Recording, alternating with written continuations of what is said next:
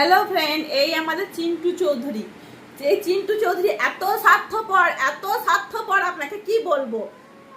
ও না নয়, হ্যাঁ তুমি খুব স্বার্থপর। তুমি শুধু খাও দাও আর ঘুরে বেড়াও আর নাটক করো আমার সাথে। দুটো ভিডিও বানাতে বললে বানাতে চাও না। সবাই দেখছে, কিন্তু ওইদিকে তাকিয়ে দেখো, সবাই দেখছে।